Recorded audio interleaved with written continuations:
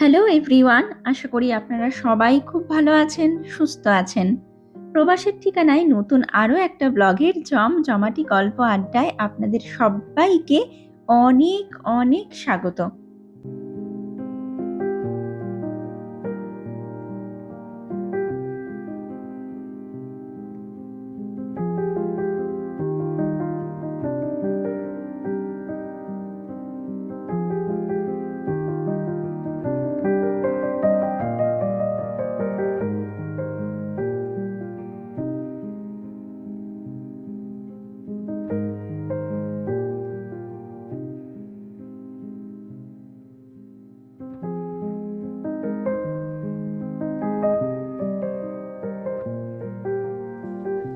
আজকে রবিবার, আর ঘড়িতে এখন বাজে সকাল 11:30 মতো।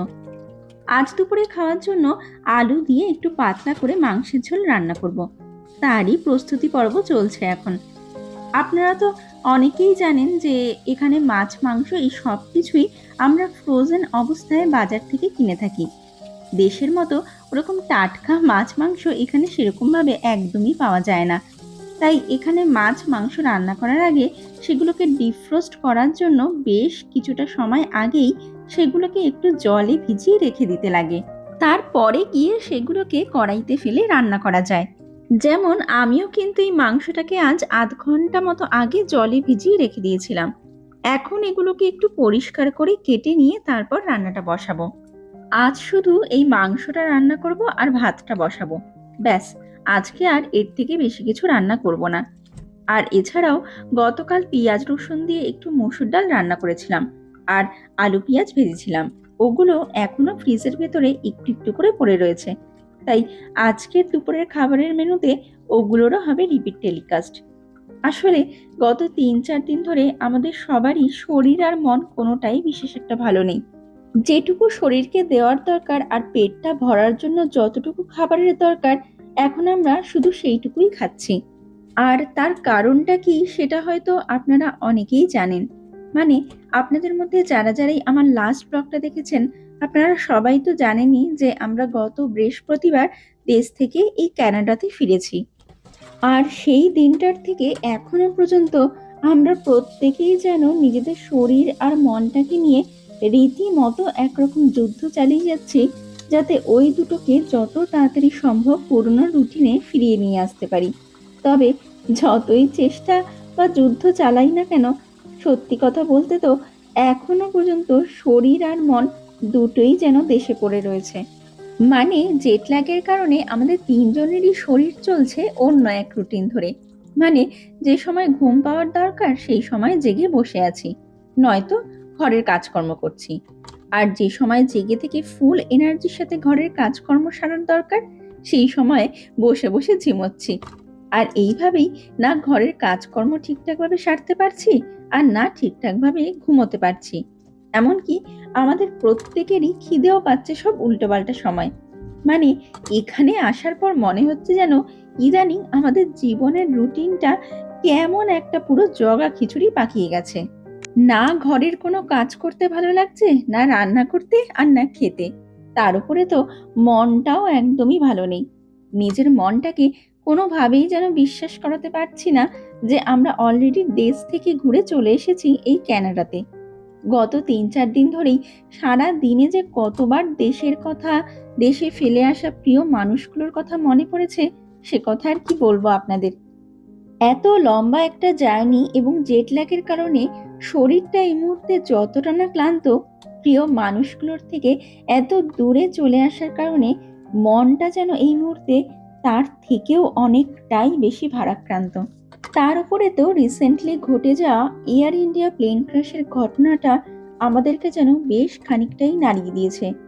খবরটা কানে আসার পর থেকে যেন মাঝে মধ্যেই আমাদের গায়ের লোমগুলো পুরো খাড়া হয়ে যাচ্ছে।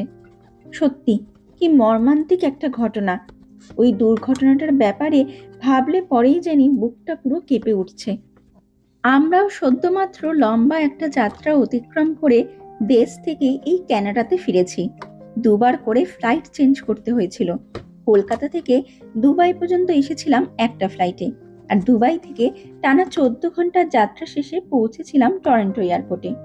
তাই এই এয়ার ইন্ডিয়ার দুর্ঘটনার ব্যাপারে ভাবলে পরেও যেন এই মুহূর্তে আমাদের গায়ে কাঁটা দিয়ে উঠছে। কখন যে কার সাথে কি ঘটতে চলেছে, সত্যি সেটা আমরা কেউই জানি না। প্রত্যেকটা ফ্লাইটের মতো ওই লন্ডনগামী ফ্লাইটটিতেও কতগুলো যাত্রী কত বুক ভরা আশা আর আনন্দের সাথেই না উঠেছিল, কিন্তু কিছু মুহূর্তের মধ্যেই যেন সব শেষ হয়ে গেল। কত স্বপ্ন, কত অসম্পূর্ণ কথা, কত অসম্পূর্ণ গল্প, কত প্রতিশ্রুতি, সব কিছুই যেন হারিয়ে গেল এই দুর্ঘটনার ধ্বংসস্তূপে। সব কিছুই আজ পুড়ে ছাই। যারা এই দুর্ঘটনার কবলে পড়ে নিজেদের প্রাণ হারালেন তারা তো আর ফিরে আসবেন না, কিন্তু সেই মানুষগুলোর পেছনে যারা রয়ে গেলেন, অর্থাৎ তাদের পরিবারের প্রত্যেকটি মানুষের ওপরে আজ যে পরিমাণ শোকের ছায়া নেমে এসেছে, সেটা সহ্য করার মতো ক্ষমতা ঈশ্বর যেন তাদেরকে প্রদান করে, এই মুহূর্তে আমার এইটুকুই প্রার্থনা। সত্যি বর্তমানে চারপাশে যা পরিস্থিতি চলছে, তাতে আমি বেঁচে আছি আর আমি ভালো আছি, এই দুটো লাইন যদি প্রত্যেক দিন সকালে ঘুম থেকে উঠে আমরা মন থেকে নিজেরাই নিজেদেরকে বলতে পারি, তাহলে সেক্ষেত্রে বুঝতে হবে সত্যিই আমরা বেঁচে আছি, আর কোনো না কোনোভাবে হয়তো আমরা ভালোও আছি। আর এটাই আজকের দিনে আমাদের জীবনের সব থেকে বড় আশীর্বাদ। যাই হোক, যাই ঘটেছে সেই ঘটনাটাকে আমাদের কারোর পক্ষেই এই মুহূর্তে মেনে নেওয়া খুবই কঠিন একটা ব্যাপার, এবং এই মুহূর্তে এই ভয়াবহ দুর্ঘটনাটার ব্যাপারে এর থেকে বেশি কিছু বলার মতো ভাষা আমি সত্যি একদমই কিছু খুঁজে পাচ্ছি না। খুবই দুঃখজনক একটা ঘটনা।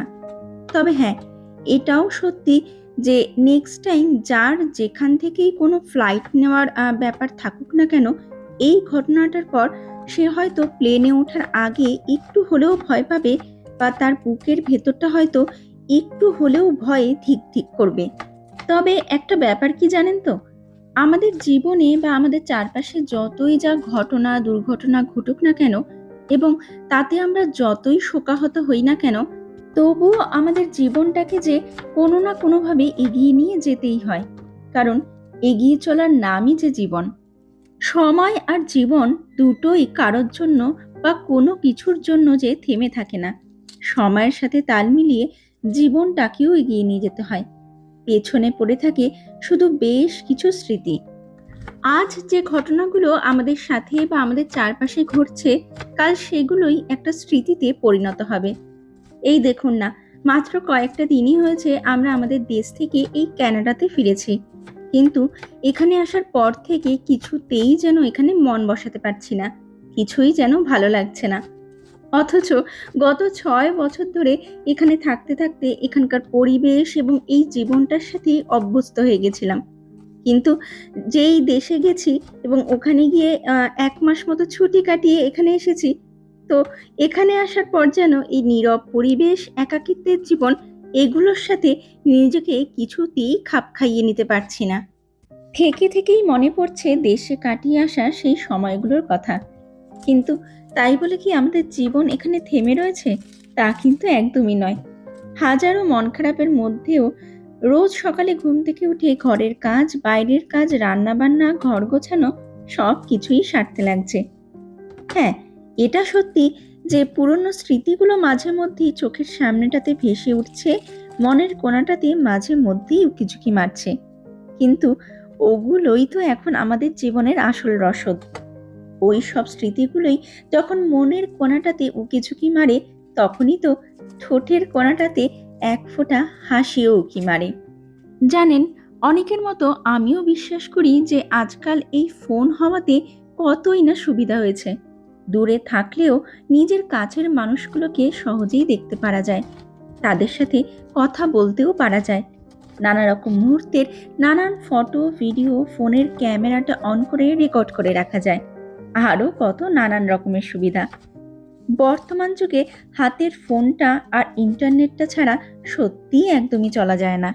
আজকাল এই দুটো যেন আমাদের জীবনে ভীষণই দরকারি দুটো জিনিস। তবে গত 2 দিন ধরে একটা ব্যাপার আমি রিয়েলাইজ করলাম, জানেন তো? আর সেই ব্যাপারটা হচ্ছে, জীবনের সুন্দর সুন্দর মুহূর্তের স্মৃতিগুলো তৈরি করার জন্য কোনো ফোনের দরকার পড়ে না। ফোনের গ্যালারি ভরে ভরে ফটো তোলার বা ভিডিও তোলারও দরকার পড়ে না।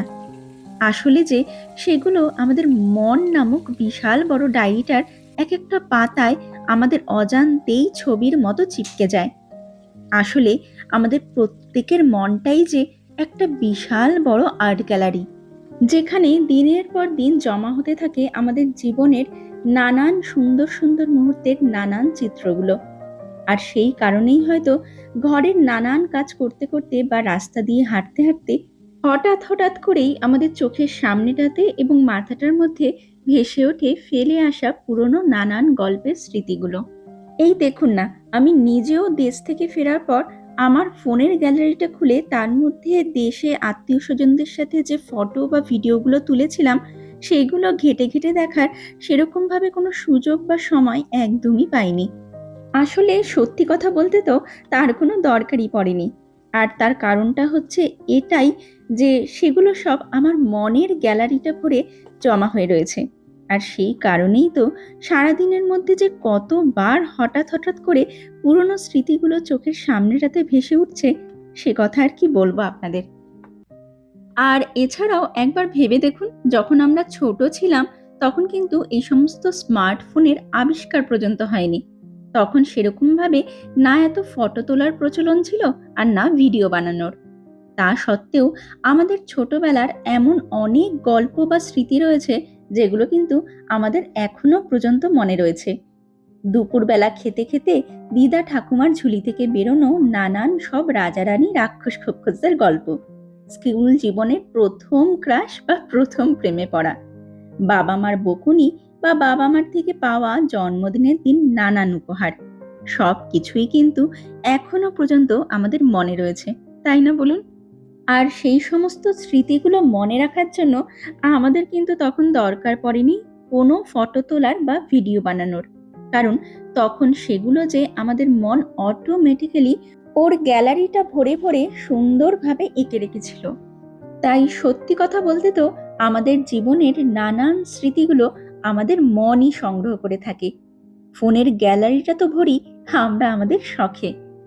আর আপনাদের সাথে আমার নানা রকম স্মৃতির নানান গল্প করতে করতে আর আপনাদের সাথে মন খুলে দুটো মনের কথা বলতে বলতে এইদিকে কিন্তু আমার মাংস রান্নাটা অলমোস্ট হয়ে এসেছে। এখন শেষে একটু গুঁড়ো গরম মশলা ধনেপাতা কুচি দিয়ে মাংসটা নামিয়ে ফেলবো। আর তারপর যাব স্নান করতে।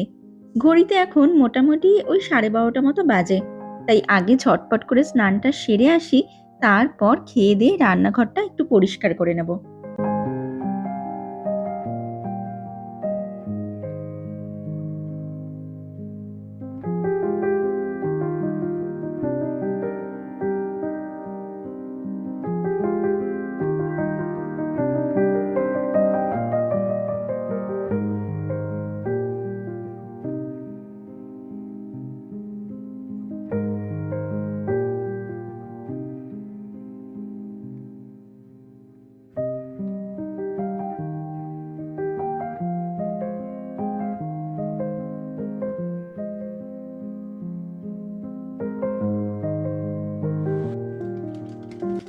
ঘড়িতে এখন সন্ধে 6টা মতো বাজে।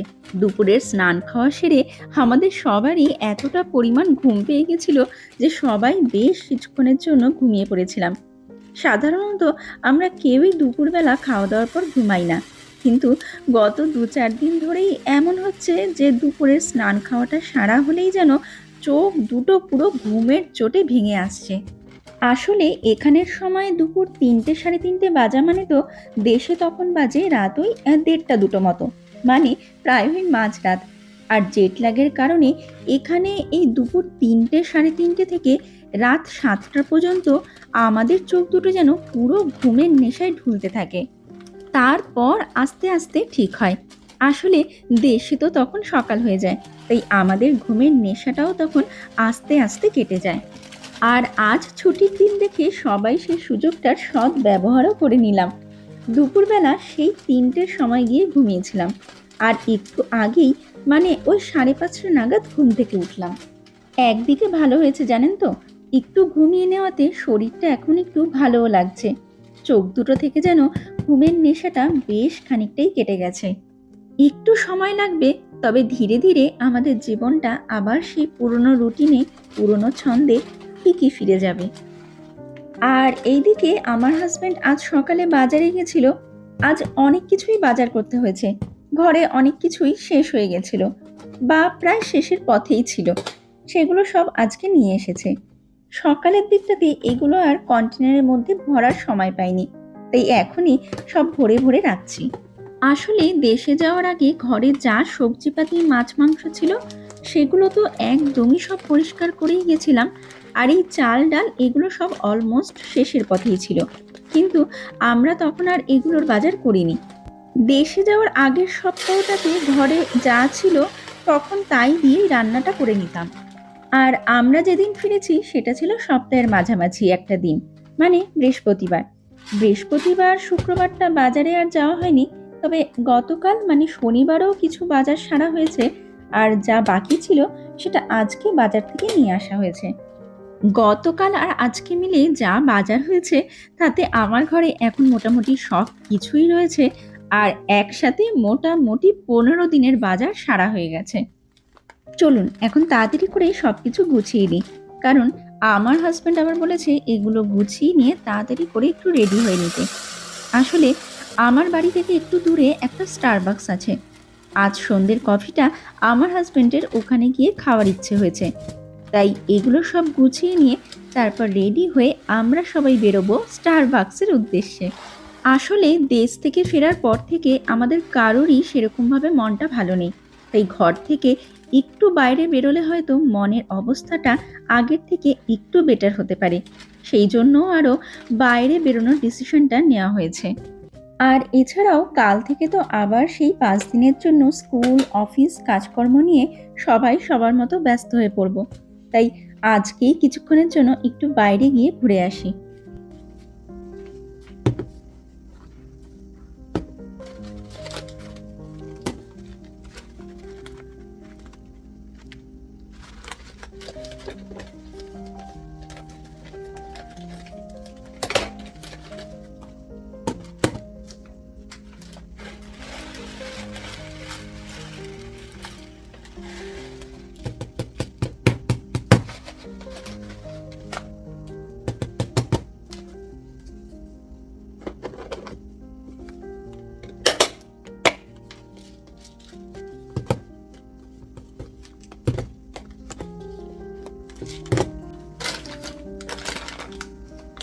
আর এটা একটা 4 মগজের প্যাকেট নিয়ে এসেছি আজকে, তো এটাও আমি ঢেলে রাখবো।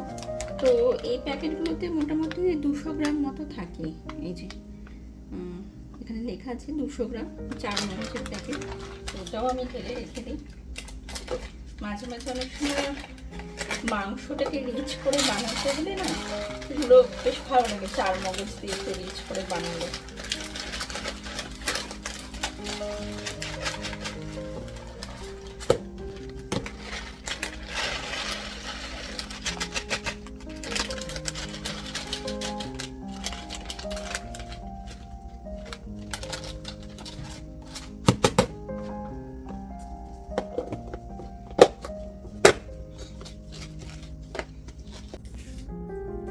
তো আজকে বাজার থেকে যা যা নিয়ে আসা হয়েছে মোটামুটি সব ভরে রাখা হয়েছে কন্টেনারের মধ্যে। তো এটার মধ্যে দেখলেন, এটার মধ্যে আছে সাবুদানা, আর এটার মধ্যে আছে 4 মগজ। এই বড়টা চিরা রেখেছি, যদিও সাবু কিছুটা বেঁচে গেল, পুরোটা ধরলো না কন্টেনারে। তো এটা আমি একটা ক্লিপ মেরে বা গার্ডার মেরে রেখে দেবো। আর এটার মধ্যে আছে হোল মুগ, মানে যেটা আমরা দেশে তড়কা বলে থাকি, তো তড়কার ডাল আর কি, হোল মুগ ডাল। আর এটার মধ্যে আছে কালা চানা। তো মোটামুটি হয়ে গেছে। এবার আমি এগুলোকে সব প্যান্ট্রি র্যাকে রেখে আসবো।